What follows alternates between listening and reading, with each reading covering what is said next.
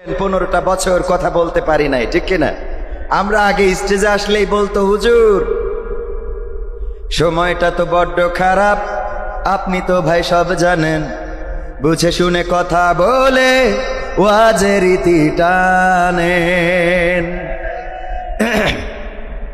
উস্কানি ফুস্কানি মূলক বলবেন না কোনো কথা, এই মঞ্চে রাজনীতি ভাই করবেন না অযথা। আমরাও ভাই কুরআন জানি, মানি মোটামুটি, ঝামেলাতে থাকি মাঝে মাঝে নিয়ে ভোটা ভুটি। মক্তবেতে শিখেছিলাম আলিফ বা তা সা, কোরআন হাদিস মোটেও জানি না এমন কিন্তু না।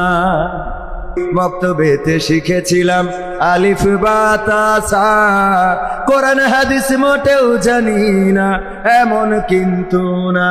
তাই রাজনীতি চলবে না, ও হুজুর রাজনীতি চলবে না, তাই রাজনীতি চলবে না, ও ভাই রাজনীতি চলবে। এবার কি বলতো, হুজুর এই মাহফিল কিন্তু এবার 4র্থ বার্ষিকী, তাতে কি? এর আগে 3 বার হয়েছে, ঢাকা থেকে হুজুর এনেছিলাম, তো কি হয়েছে?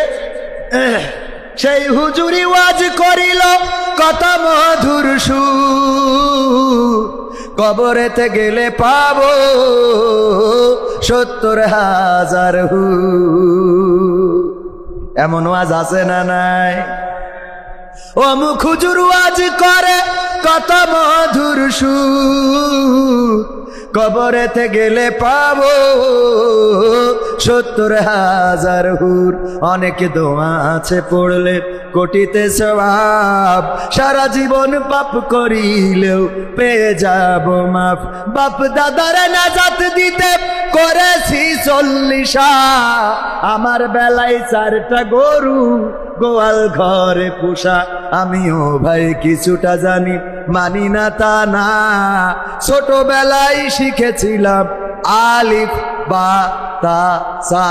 তাই রাজনীতি চলবে না, ও হুজুর রাজনীতি চলবে না, তাই রাজনীতি চলবে না, ও ভাই রাজনীতি চলবে। এরপরে কি বলে, হুজুর আপনি মনে করছেন আমি মানি না? মানি। আমি বললাম কি মানেন? বলছে হুজুর গো মিলাদ করি, কিয়াম করি, যাই বাবার মাজারে, হয়তো একটু বিড়ি টানি পথের হাটের বাজারে।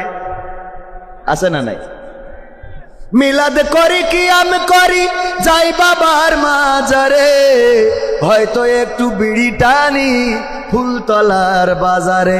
ফজর নামাজ হয় না পড়া, থাকি তখন নিদে, আল্লাহর কসম হয় না কাজা, নামাজটা 2 ঈদে। আছে না নাই? 2টা ঈদে ঢাকাতে আসে আর নামাজ আদায় করে। ইমাম সাহেব বাড়তি 6 তাকবীর দেয়, উনি 6টা রুকু মেরে বসে থাকে। আছে না নাই? মিলাদ করি, কিয়াম করি, যাই বাবার মাজারে, হয়তো একটু বিড়ি টানি ফুলতলার বাজারে।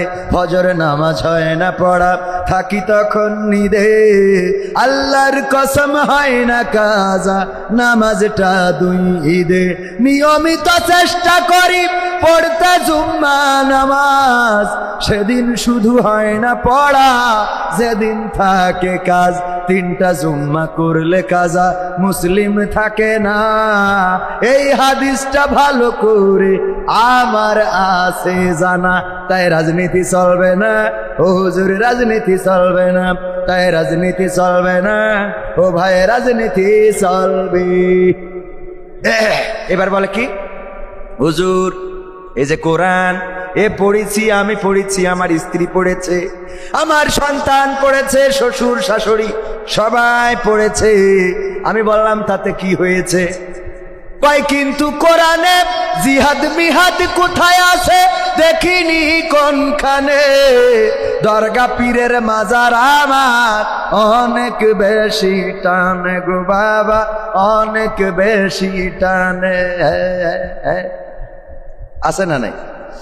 কোরআনে জিহাদ খুঁজে কথা কয় না, কেন পায়নি? পড়ে না, পড়ে কিন্তু বোঝে, কোরআন পড়ে কিন্তু বোঝে। আমার মিজান ডাক্তার, উনার চেম্বার আছে না এখানে, আপনারা চিকিৎসা নেন কিনা? ফুলতলার জনপ্রিয় ডাক্তার। আমি যশোর থেকে রুগী নিয়ে আসি উনার কাছে, কোনো কমিশন দিই না, আর উনিও টাকা নেয় না। আবার মনে করেন না যে কমিশনে রুগী নিয়ে আসে, আমি দুর্নীতি কমিশন না। তো উনি ওই ভিড় হয় বলে চিন্তা করেছে একটা ময়না পাখি কিনে, লোক না রেখে একটা ময়না পাখি কিনেছে। কি পাখি? ময়না পাখি কিনেছে।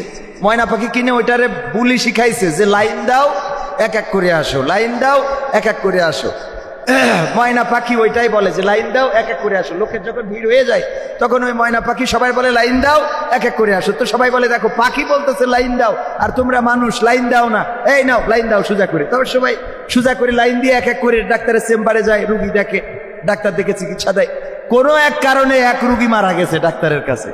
তো ওই দিন সবাই খেপে গেছে, ফুলতলার এই রুগী মারা গেল কেন, ডাক্তারের মারতে হবে। তো লোকজনের জমা হয়ে গেছে, ময়না পাখি বলতেছে লাইন দাও, এক এক করে এসো, লাইন দাও। আচ্ছা, ওইভাবে যদি লাইন দিয়ে সিরিয়াল বাই সিরিয়াল ওনার চেম্বারে মারার জন্য ঢোকে, তা কি আর জানাজা দাফন কাফনের দরকার আছে? কথা কয় না। তাই ময়না কি বুঝেছে যে আসলে ও কি বলছে? বুঝতে পারিছেন কিনা? আমাদের এই জাতীয় কোরআন থেকে বলে হুজুর রাজনীতি করবেন না, রাজনীতি করা যাবে না। এইগুলো যারা বলে ওরা আসলে জানেই না এর মধ্যে রাজনীতি আছে নাকি নাই। কথা কয় না। এই জন্যে ওদের শিখানো বলি, ওই যে শিখাই দিয়েছে হুজুররা রাজনীতি করে, মাহফিলে আসলেই বলতে হবে রাজনীতি করা যাবে না, ওরা ওই শিখানো বলি বলে। তাইলে কি বলছে হুজুর? জিহাদ মিহাদ কোথায় আছে দেখিনি কোনখানে, দরগা পীরের মাজার আমার অনেক বেশি টানে, সেথায় গেলে শর্টকাটে ভাই জান্নাত পাওয়া যায়, পরকালে তরাই নেবে চিন্তা তেমন নাই। পীর সাহেবের কাছে মুরিদ আমি আমার নেতা, বছর বছর নজরানা দিই আমি আবার সেথা, হইলে ওরস কোনোভাবে মিষ্ট করি না, ওখান থেকে আল্লাহ রাসূল হয়েছে জানা। তাই রাজনীতি চলবে না ও হুজুর, রাজনীতি চলবে না, তাই রাজনীতি চলবে না ও ভাই, রাজনীতি চলবে। কিন্তু আমাদের কথা কি? আমাদের কথাও রাজনীতি চলবে না। আমাদের কথা হলো কোরআনের নীতি চলবে। কিসের নীতি?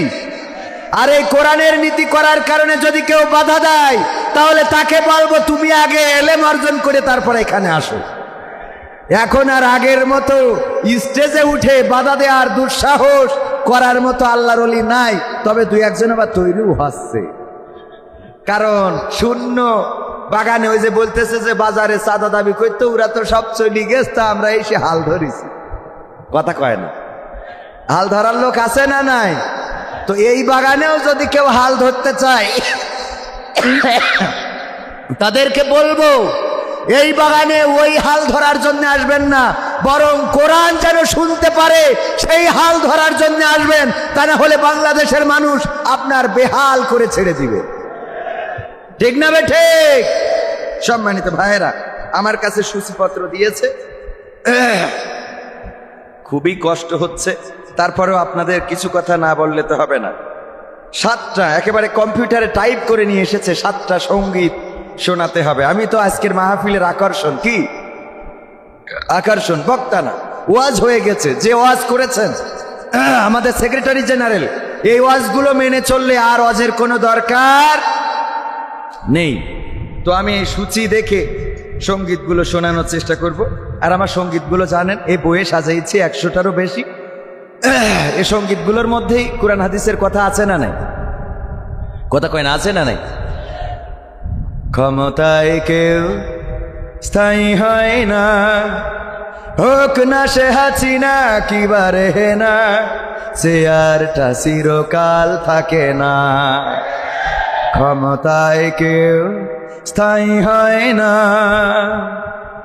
মুজিবুর বেশি দিন থাকেনি, জিয়াউর কেউ তো রাখেনি, মুজিবুর বেশি দিন থাকেনি, জিয়াউর কেউ তো রাখেনি, এর স্বাদ চলে গেছে পৃথিবী ছেড়ে, এর স্বাদ চলে গেছে পৃথিবী ছেড়ে, কেউ আজ তার কথা কয় না। ক্ষমতায় কেউ স্থায়ী হয় না, হোক না সে হাসিনা কিবা খালেদা, চেয়ারটা চিরকাল থাকে না। ক্ষমতায় কেউ স্থায়ী হয় না, হাসিনা ক্ষমতা ধরে রাখতে আয়না ঘর বানিয়েছিল, জনগণের রোশন হলে দাদার দেশে পালিয়ে গেল। হাসিনা ক্ষমতা ধরে রাখতে আয়না ঘর বানিয়েছিল, জনগণের রোশন হলে দাদার দেশে পালিয়ে গেল। ডিবি হারুনের পাশে আর, ডিবি হারুনের পাশে আর পরিমণিদের দেখা যায় না। ঠিক তো? কথা কি ঠিক আছে? ক্ষমতায় কেউ স্থায়ী হয় না, হোক না সে রেহেনা কিবা হাসিনা, চেয়ারটা চিরকাল থাকে। এই চেয়ার চিরকাল থাকবে না। চিরকাল ফেরাউনের ছিল না, নমরুদের ছিল না, আবু জাহেলের ছিল না, আব্রাহার ছিল না, কারুনের ছিল না। সুতরাং এই জামানায় যারা তাদের পথে চলবে তাদেরও এই চেয়ারটা চিরকাল থাকবে, থাকবে। তাদের পতন হয়েছে ক্ষুদ্র ক্ষুদ্র জিনিস দিয়ে, নমরুদকে মশা দিয়ে আল্লাহ রাব্বুল আলামিন বিদায় করিয়েছেন, ফেরাউনকে পানিতে চুবানি খাইয়েছেন, আবু জাহেলকে মাজ এবং মুয়াজ দিয়ে আবু জাহেলকে দুনিয়া ছাড়া করেছেন, আব্রাহাকে আবাবিল পাখির মাধ্যমে দুনিয়া ছাড়া করেছেন, আর আমাদের দেশের স্বৈরাচারকে দুধের শিশু দিয়ে দাদার দেশে পাঠিয়েছে। ঠিক না বেঠে? যাদের হাতে কোনো অস্ত্র নাই, যাদের হাতে বন্দুক নাই, কামান নাই, গোলা বারুদ নাই, টিয়ার শেল নাই, কাঁদানে গ্যাস নাই, কোনো কিছু নাই, শূন্য হাত ছুটে চললেন সবাই রাজপথে। আর যার হাতে এত ক্ষমতা, এনএসআই, ডিজিএফআই, সেনাবাহিনী, পুলিশ, বিডিআর, আর্মি, নিজের পোশাক উত্তাপ এবং আমার দাদার দেশ থেকে আনা স্পেশাল সিকিউরিটি ফোর্স কোনো কিছু রক্ষা করতে পেরেছে? পেরেছে? কারণটা কি? কারণ জুলুমের সীমা যখন অতিক্রম করে তখন কার সাহায্য এসে যায়? যখন নীল নদের তীরে দাঁড়ালো মুসা আলাইহিস সালামের সাহাবীরা বলল, ওগো মুসা, বড় বিপদে পড়ে গেলাম, বড় বিপদে ফেলে দিলে, এখন তো আর কোনো রাস্তা নাই, কোন পথে নিয়ে আসলে? কেন, কি হয়েছে? সামনে তো নীল নদ, সামনে তো সাগর, এই পানি কি করে পার হব? এখন হয় পানিতে চুবানি খেতে হবে, না হয় ওই ফেরাউনের সৈন্যবাহিনীর ঘোড়ার পদতলে পৃষ্ঠ হয়ে এই দুনিয়া ছেড়ে চলে যেতে হবে। আল্লাহ রাব্বুল আলামিন মুসা আলাইহিস সালামকে বললেন, লা তাকনাতু মির রাহমাতিল্লাহ। আল্লাহর রহমত এসেছিল নাকি আসে নাই? এসেছিল নাকি আসে নাই? আল্লাহর রহমত আসলো, নদীর মধ্যে রাস্তা হয়ে গেল। যখন নমরুদ বলল, ওগো ইব্রাহিম, তোমার সৈন্যবাহিনী কই? তোমার আল্লাহর সেনাবাহিনী কই? ইব্রাহিম আলাইহিস সালাম বললেন, অপেক্ষা করো। আল্লাহ রাব্বুল আলামিন সৈন্যবাহিনী পাঠালেন, ছোট ক্ষুদ্র ক্ষুদ্র মশা এসে নমরুদের সৈন্যবাহিনীকে ধ্বংস করে দিল। যখন আবাবিল পাঠা, যখন আবু জাহেল, যখন আব্রাহা কাবাঘর ধ্বংস করতে আসলো, তখন আল্লাহর পক্ষ থেকে সেনাবাহিনী দিয়েছে নাকি দেয় নাই? সেই সেনাবাহিনীর নাম কি? আবাবিল। ঝাঁকে ঝাঁকে পাখি প্রেরণ করলেন, আর সেই পাখি কঙ্কর নিক্ষেপ করলো, তাতে করে চর্বিত পশুর ভুসির ন্যায় হয়ে গেল এই আব্রাহার বাহিনী। আর বর্তমান তাদের প্রেতাত্মারা এই বাংলাদেশ ছাড়তে হয়েছে।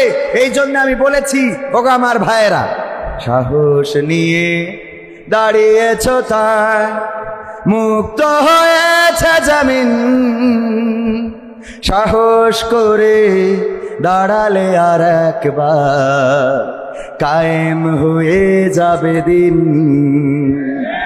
ঠিক না বেঠে? হাত উঁচু করে বলেন ঠিক না বেঠে? সাহস নিয়ে দাঁড়িয়েছ তাই মুক্ত হয়েছে জমিন, সাহস করে দাঁড়ালে আর একবার কায়েম হয়ে যাবে দিন। নয় নয় নয় আর কোনো ভয়, আনতে হবে দিনের বিজয়। নয় নয় নয় আর কোনো ভয়, আনতে হবে দিনের বিজয়, দিনের বিজয়।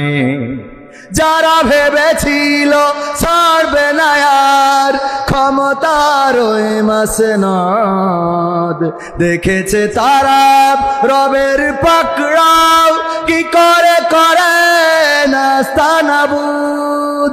যারা ভেবেছিল ছাড়বে না আর ক্ষমতার ওই মাসনদ, দেখেছে তারা রবের পাকড়াও কি করে করে নাস্তানাবুদ।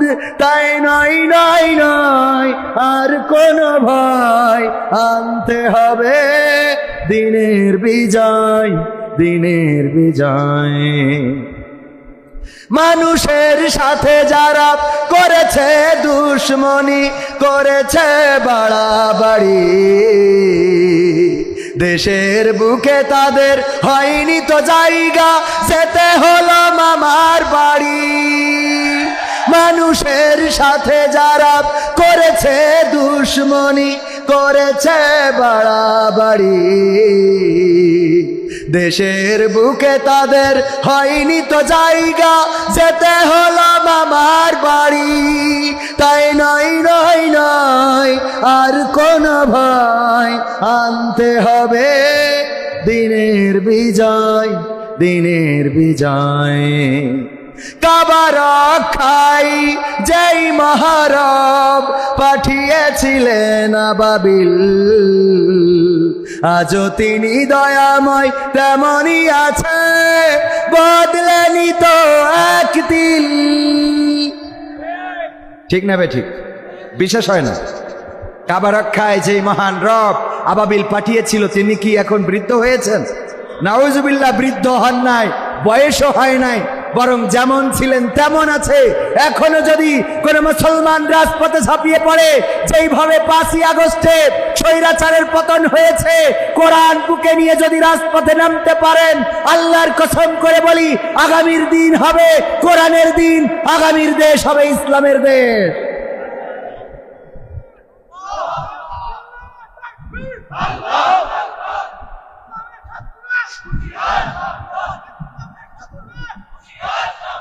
কাবা রক্ষায় যেই মহারব পাঠিয়েছিলেন আবাবিল, আজও তিনি দয়াময় তেমনই আছে, বদলেনি তো একদিন। তাই নয় নয় নয় আর কোনো ভয়, আনতে হবে দিনের বিজয়, দিনের বিজয়। সাহস নিয়ে দাঁড়িয়েছ তাই মুক্ত হয়েছে জমিন, সাহস করে দাঁড়ালে আর একবার কায়েম হয়ে যাবে দিন। 1952-তে আমরা রাস্তায় নেমেছিলাম ভাষার জন্যে, রক্ত দিয়ে প্রমাণ করেছিলাম এই বাংলাদেশের মাটিকে লাল করতে জানি, সবুজ ঘাসকে রক্তে রাঙাতে জানি, পিচ ঢালা কালো পাটকে লাল করতে জানি, কিন্তু মায়ের ভাষার অধিকার ছেড়ে দিতে জানি না। 1971-এ আমরা রাজপথে নেমে প্রমাণ করেছিলাম, ওগো পাকিস্তানি হানাদারেরা, তোমরা দেখে নাও, আমরা লাখে লাখে শহীদ হতে জানি, কিন্তু বাংলাদেশের মানচিত্রের অধিকার ছেড়ে দিতে জানি না। আগস্টে আমরা রাস্তায় নেমেছিলাম, জুলাই থেকে আন্দোলন শুরু হয়েছিল।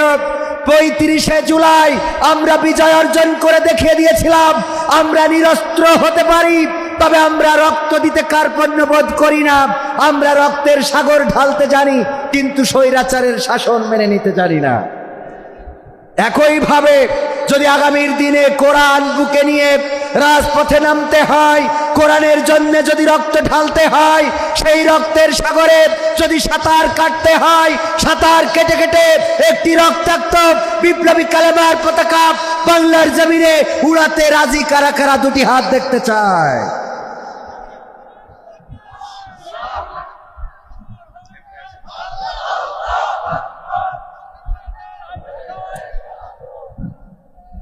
সম্মানিত ভাইয়েরা, অনেক জায়গায় যাওয়ার সুযোগ হয়েছে। আসলে সমস্যাটা হলো, এই জায়গাটা হলো সেই জায়গা যেই জায়গায় বাংলাদেশের সেক্রেটারি জেনারেলের, বাংলাদেশ জামাত ইসলামীর সেক্রেটারি জেনারেলের বাসা। আপনারা কাছে পেয়েছেন তো এই জন্য মূল্যায়ন কম, ঠিক না বে ঠিক? কাছের মানুষ বলে মূল্যায়ন কম। এই জায়গায় অন্তত বিপ্লবী চেতনার মানুষের দরকার কম ছিল না বেশি ছিল? স্লোগান যেভাবে দিয়েছেন তাতে স্বৈরাচার পালানো তো দূরের কথা, ওরা তো ঘাড়ের পরে বসবে, কথা কয় না। এই যদি হয় আওয়াজ, এই আওয়াজ দিয়ে ইসলাম কায়েম হবে না, এই আওয়াজ দিয়ে বাতিলের পরাজয় আনা যাবে না, বরং এমন আওয়াজ দিলে বাতিলেরা কাঁধে চেপে আগে ছিল 15 বছরে এবার 30 বছর পার করবে। এই জন্যে অন্তত একটু ফোঁস করার দরকার আছে না? এক সাপ পীরের কাছে গেছে যে একটু মুরিদ করি দেন, আমি আপনার মুরিদ হয়েই জান্নাতে যাইতে চাই। তা বলতেছি তোর কাজই তো হইলো মানুষের কামড়ানো আর মানুষের ক্ষতি করা। তা বলছে আপনি যদি মুরিদ করেন, কথা দিলাম কারো কামড়াবো না। কয় এটা যদি কথা দিস তাইলে তোরে মুরিদ করতে পারি। ঠিক আছে, জবান দিলাম। পীর সাহেব তারে সবক দিয়েছে, ঠিক আছে এখন তুমি আমার মুরিদ, সকালে বিকালে সন্ধ্যায় জিকির করবা। সাপ যে আপনাদের এই ধান ক্ষেত আছে না, আইলের উপরে জিকির করতেছে। আমার মিজান ভাইয়ের বাড়ি কাজের লোক, ভাই গরু পুষেছে গাভী, ঘাস কাটার জন্য গেছে মাঠে, কিন্তু তাড়াতাড়ি করে যাইতে যেয়ে বাড়ি দড়ি ভুলে রেখে চলে গেছে। যে ঘাস কেটে বাঁধবে কি দিয়ে হঠাৎ মনে পড়েছে দড়ি তো আনা হয় নাই। সন্ধ্যার সূর্য ডুবে গেছে, সন্ধ্যার ওই যে আলো আধারের মধ্যে খুঁজতে খুঁজতে হঠাৎ দেখে আইলের পরে পড়ে আছে। এমন ভাবে মনে করিছে এটা কলার সুবলা, আপনারা কি বলেন, কলার খুসা বা কলার ডেগু বা কলার সুবলা যাই বলেন, এইটা মনে করি ওইটা কায়দা করি দিয়ে ঘাস বাইদে নিয়েতে বাড়ি এসেছে। আইলে ওরা সাপ দিয়ে যদি ঘাস বাঁধে, ওর কি ঘাড় আর থাকার কথা? ও ঘাড় ব্যাখ্যা করে নিয়ে যখন খুলে দিয়েছে, পীর সাহেবের কাছে যেই বলছে, পীর সাহেব আমি মুরিদ হই বড্ড অন্যায় করে ফেলেছি। কেন? দেখেন দিন ঘাড় আর লেজ আছে, মাথার পাছা তো শেষ। এমন কি করে হলো? মুরিদ বলল, আপনি আমাকে বলেছেন কামড় দেয়া যাবে না, আমি যেন মানুষকে কামড় না দিই। কথা দিয়েছি পীর সাহেব কাউরে কামড়াবো না। আইলের উপরে জিকির করছিলাম আপনার কথা মতো সন্ধ্যাবেলায়, আর জিকির করার সময় মিজান ডাক্তারের বাড়ির কাজের লোক তার গাভীর জন্যে ঘাস কাটতে এসে দড়ি বাড়ি থেকে আনে নাই, আর আমারে দড়ি হিসাবে ব্যবহার করেছে। পীর সাহেব বলছে, ওগো সাপ তুমি কামড়াবা না, এটা তো আমার কাছে জবান দিয়েছো, কথা ঠিক আছে, কিন্তু যখন তোমার ধরেছে তখন কি একটু ফোঁস করতে পারো নাই? বোঝেননি? তোমার তো ফোঁস করতে মানা করি না, কামড়াইতে নিষেধ করেছি, এটা ঠিক, কিন্তু তুমি যদি একটু ফনা তুলতে, যদি একটু ফোঁস করে উঠতে, তাইলে মিজান ডাক্তারের ওই কাজের লোক ঘাস নেয়া তো দূরের কথা, বরং ওই ঘাসের ওখানে লুঙ্গিটা খুলি বাড়ি আসতো। ঠিক না বেঠে? এই জন্য ফোঁস করার দরকার আছে না নাই? ওগো আমার ভাইয়েরা, যদি আমাদের আওয়াজ না থাকে, যদি আমাদের শক্তি সামর্থ্য না থাকে, যেইভাবে স্বৈরাচার শাসন করেছে, ইসলামের আলোটাকে মিটিয়ে দিতে চেয়েছিল, তাদের আক্রোশ ছিল কোনো কিছুর পরে নয়, ওদের আক্রোশ ছিল শুধুমাত্র আলেমদের পরে। মিয়া গোলাম পরোয়ার জেলখানায় ছিলেন না? এর আগের সেক্রেটারি আমাদের মুজাহিদ আলী আহসান মোহাম্মদ মুজাহিদ বাস্তে কি দিয়েছে? মতিউর রহমান নিজামী, দেলোয়ার হুসাইন সাইদি কোরআনের পাখি, আর বাংলাদেশে যত আলেম ওলামা, মিজানুর রহমান আজহারীকে দেশ ছাড়া করেছে নাকি করে নাই? করেছে নাকি করে নাই? এই দামোদর খেপিতে উনার ওয়াজ করানো হয়েছিল নাকি হয় নাই? যেই মিজানুর রহমান আজহারী এই অঞ্চলে ওয়াজ করে গিয়েছেন, দীর্ঘদিন ধরে মালয়েশিয়াতে আছেন, আমার আমির হামজা ভাই কারারুদ্ধ রইলেন, কারারুদ্ধ করে রাখলেন 3টি বছর। কোরআনের পাখি আল্লামা দেলোয়ার হুসাইন সাইদিকে 13টি বছর কারারুদ্ধ করে রেখেই ক্ষান্ত হন নাই, বরং তাকে ক্লিনিক্যালি চিকিৎসা দিয়ে তাকে ইনজেকশন পুশ করে এই পৃথিবী থেকে শহীদ করে বিদায় করা হয়েছে নাকি হয় নাই? হয়েছে নাকি হয় নাই? এমনি ভাবে আলেম ওলামা, দাড়িওয়ালা, টুপিওয়ালা, তবে সব দাড়িওয়ালা না, কিছু দাড়িওয়ালা আছে শিরনিখোর, কিছু দাড়িওয়ালা আছে হাদিয়াখোর, ওদেরকে কিছু বলে, এরকম আছে না নাই? এই জন্য আইনুদ্দিন আল আজাদ বলেছেন, কি হবে আলেম হয়ে ইমাম সেজে মসজিদেতে, পারো যদি সত্য কথা উচ্চ স্বরে না বলিতে। কি হবে আলেম হয়ে ইমাম সেজে সমাজেতে, পারো যদি সত্য কথা উচ্চ স্বরে না বলিতে। চাকরি ভয় করো যদি ছেড়ে দাও ইমামতি, চাকরি ভয় করো যদি ছেড়ে দাও না গদিব। কি হবে ধোকা দিয়ে আল্লাহকে, কি হবে ধোকা দিয়ে আল্লাহকে, কি হবে বেঁচে থেকে অযথা বিদ্যা শিখে যদি না গড়তে পারি শোষণবিহীন সমাজটাকে। কি হবে বেঁচে থেকে, ঠিক না? গানটি লিখেছিলেন আইনুদ্দিন আল আজাদ রহমাতুল্লাহ আলাইহি। তিনি ইন্তেকাল করেছেন, পৃথিবী ছেড়ে চলে গিয়েছেন, কিন্তু কথাগুলো আজ অমর হয়ে আছে।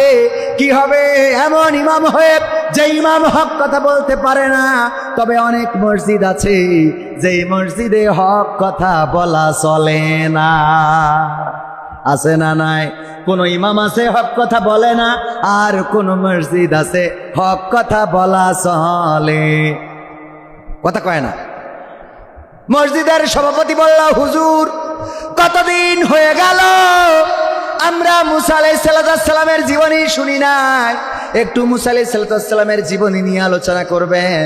হুজুর আলোচনা করলো, আলোচনা করার পরে মসজিদের সভাপতি ডেকে বলতেছে, হুজুর আপনারে বললাম কি, আপনি করলেন কি?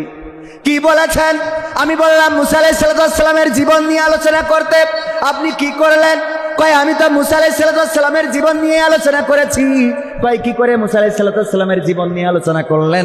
আপনি তো দেখলাম ফিরাউনের জীবন নিয়ে পড়েছিলেন, কথা কয় না। কয় মুসার কথা বলতে গেলে আলাইহিস সালাম, উনার কথা বলতে গেলে তো ফিরাউনের কথা আসবে। বলছে আসুক, ভালো কথা, কিন্তু যখনই আপনি ফেরাউনের কথা বলছিলেন তখনই দেখছিলাম আপনি আমার দিকে তাকাচ্ছিলেন। সমস্যাটা কি বোঝা গেছে? আমার দিকে তাকাচ্ছিলেন, মনের মধ্যে দোষ আছে না নাই? আবু জাহেলের কথা বললে একদল মনে করে ওদের কথা বলা হচ্ছে, আব্রাহার কথা বললে মনে করে ওদের কথা বলা হচ্ছে, নমরুদের কথা বললে মনে করে ওদের কথা বলা হচ্ছে, ফিরাউনের কথা বললে মনে করে ওদের কথা বলা হচ্ছে। আসলে ওদের কথা বলা হয় না, কিন্তু ওদের অন্তরে এই জাতীয় ভয় আছে না নাই?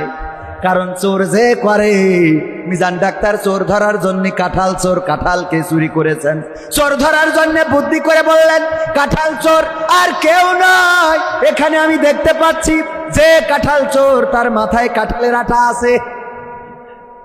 চোর মাথায় হাত দেবে না, দেবে না? চোর চিন্তা করলো মাথায় কাঁঠালের আঠা কেমন করে